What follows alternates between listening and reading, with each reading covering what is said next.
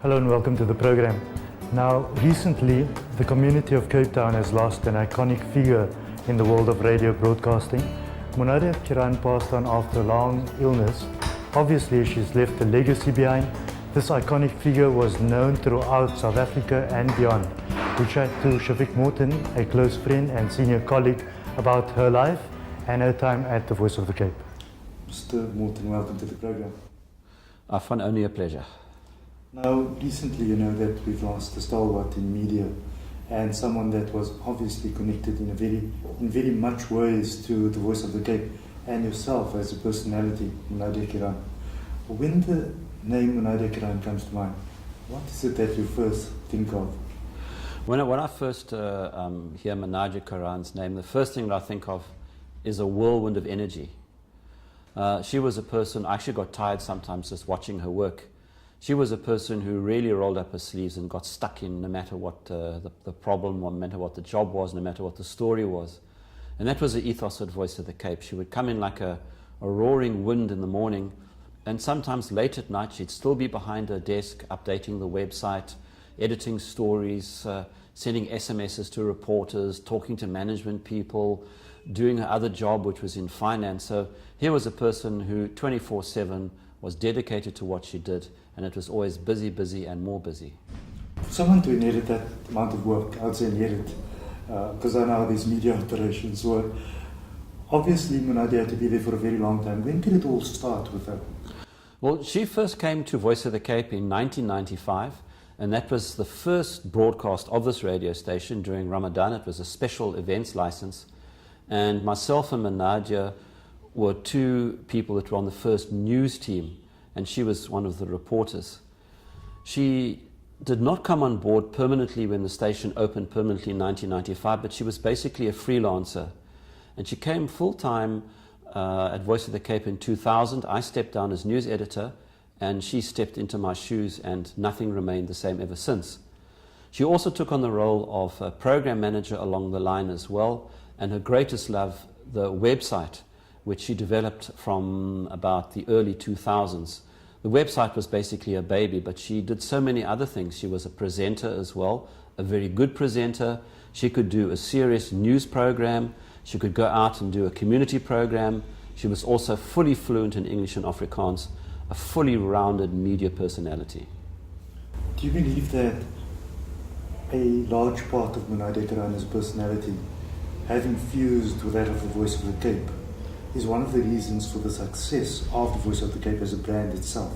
Absolutely. In fact, I would go so far as to say that Munadia Keraan was the brand.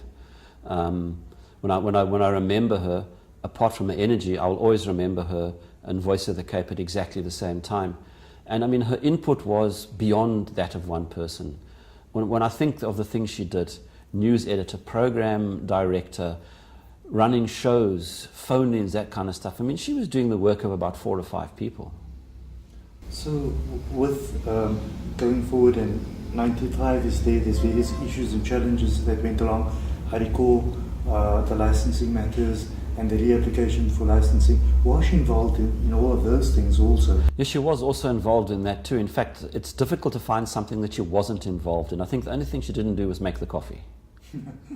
Speaking about the coffee, Munadia, on the side, here we've got the job description.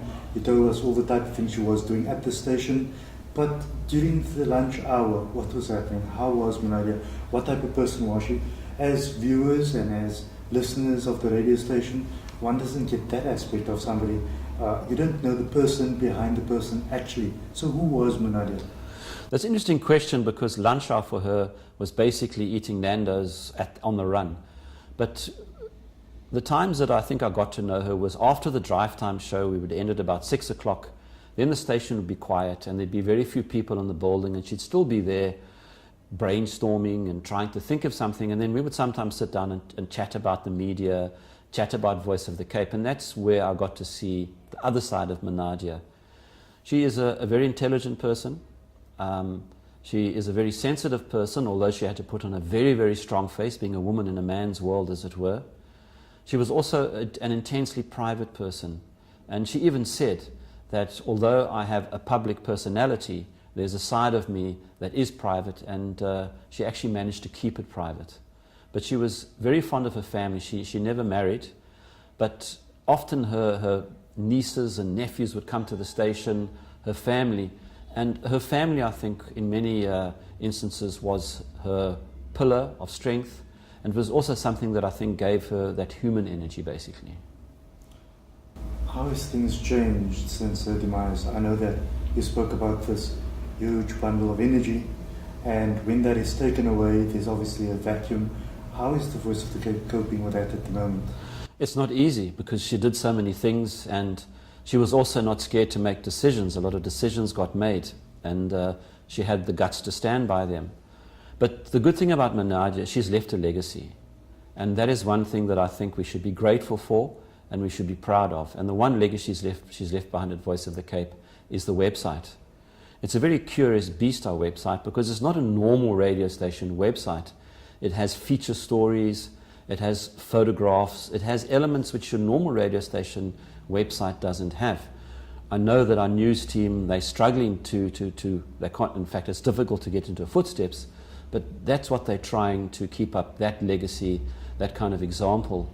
And she also taught a lot of people as well. There are lots of journalists working in mainstream media who were under Munadia's wing. We've got Tasneem Adams, our news editor. She was with Munadia for many years. So I would proudly say that her legacy is quite safe.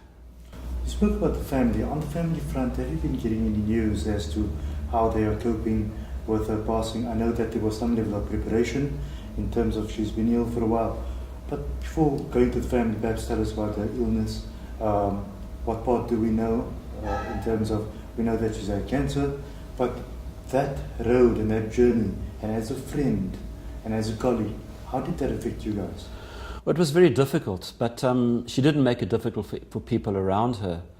Her fight against cancer was a very brave one. It was a very long one.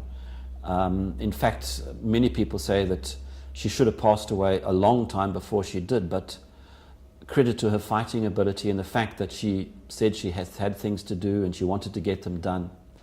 But it was something that we had to get used to, and it's something that I think all of us learned from.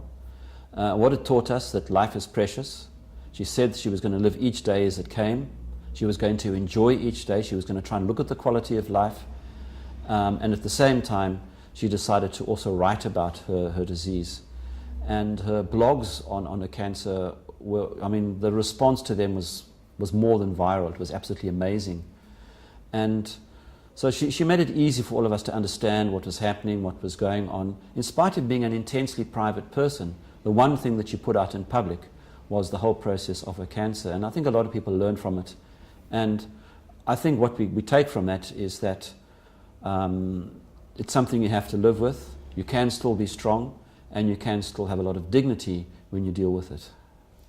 I've been following the blog now and then, and I picked up that she was pushing out this story about the fact that she wasn't ready, she still had a lot of things to do. Right. The fact that she said that, do you think that somewhere deep down, and it's something that you guys might have picked up on, do you think that deep down she knew that, or she prepared somehow to leave?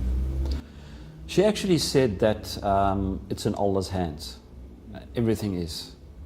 But what is so interesting was that right until the end, the laptop was on her bed, she was doing the website, she was still communicating, and a few days before she passed away, her phone fell silent.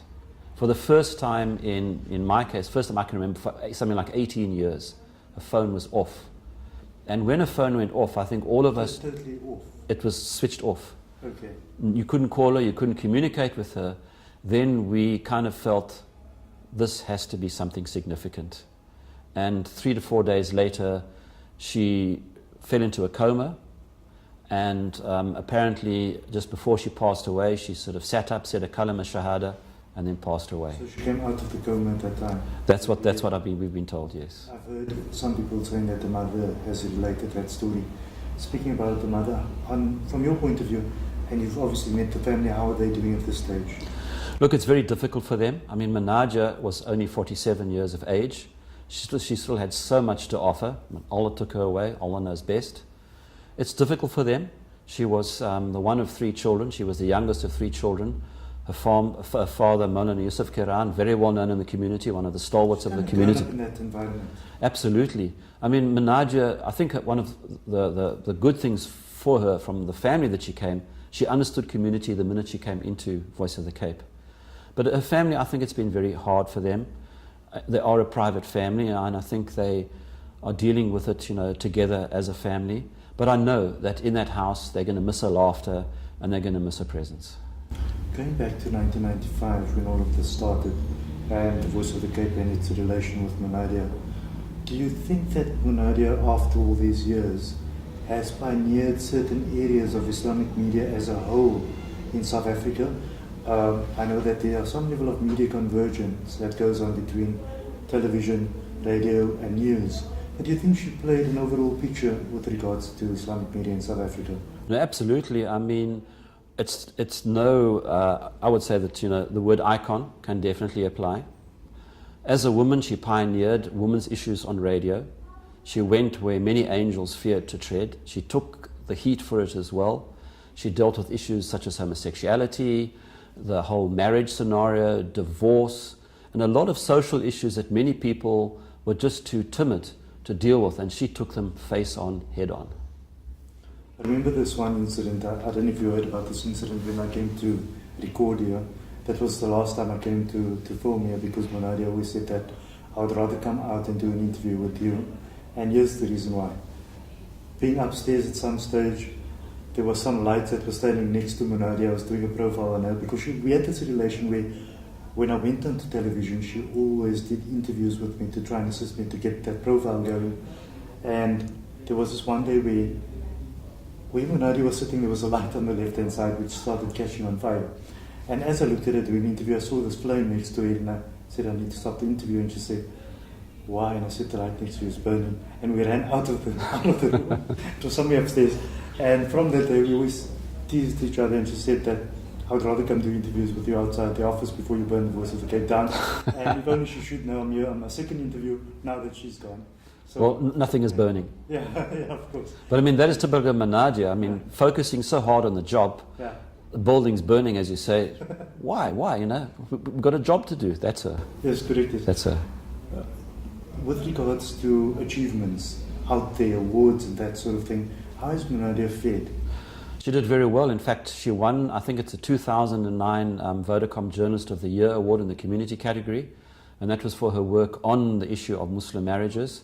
It was a national award, and a very proud moment for her family, and of course for Voice of the Cape, and I think for Muslim journalists, because Muslim journalists were now winning things out there in the mainstream. Well, Mr. Morton, now it's not all about media and the job. Sometimes there's a person behind everything. And I tried delving into that a bit earlier on, but I want to go a bit deeper into that. Apart from the media aspect and the relationship that you share, tell us a bit about the behind the scenes things, about the moments that you remember, the good times, the bad times, the sad times. I mean, the good times, I think, were when at Voice of the Cape, being in the media, people love eating in this very room, people sitting around and eating and relaxing, and the jokes that were going on. And also, she had a sense of humor. And her sense of humor was a community sense of humor, because I would say she would make a joke in English and laugh in Afrikaans. And that was Munadia, basically. She enjoyed a laugh like anybody else. And she had this jolly side to her personality, which was infectious. And people would immediately relate to it. And that's the side that I remember.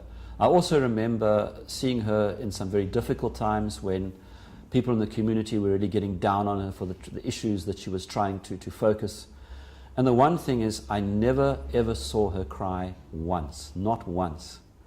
And I sometimes wonder how hard it must have been for her, and how difficult it must have been not to show any emotion when the heat was on. But that was her, very, very strong and very determined, to make sure that she would get through all these challenges. But I never saw her cry once. That's really interesting, because somewhere down the line, I know that she had to have a passion for what she's done, and she's exposed lots of issues in the community to make the lives of others better, being a voice for those that don't have a voice. But at the same time, I suppose one needs to be strong to do those kind of things and hide away your own inhibitions to be able to be a voice for others. Yeah, I think compassion is also about strength. If you get emotional about everything, you're not going to get anything done. I mean, another famous person in our community, Dr. Imto Suleiman, says that, you know, when he's in a crisis, he says people might think he's cold, but he says you have to think your way out of it. He said, of course you feel what people are feeling, but if you don't keep your thoughts together, you're not going to survive. 100%. I think you need to be clinical about the way you handle things where the community is involved at the same time. In conclusion, if Munadia was here today, what is it that you tell her? No, I would tell her, well done. Carry on and well done. You know, I think you mentioned before the interview, too often we give people verbal wreaths. We recognize them after they've gone. And I sometimes feel that she was not given the credit for what she did while she was still alive. And I think people should realize that. And I hope that her legacy will be remembered and it will be honored. Thank you, Mr. Morton. Only a pleasure. A sad story indeed, the loss of Munadia Keraan, an iconic figure in South African radio broadcasting here at the Voice of the Cape. We just chatted to Shafiq Morton, a close friend and colleague, who gave us all the information on Munadia as a personality and her works in the media. Thank you for joining us. Until next time, goodbye.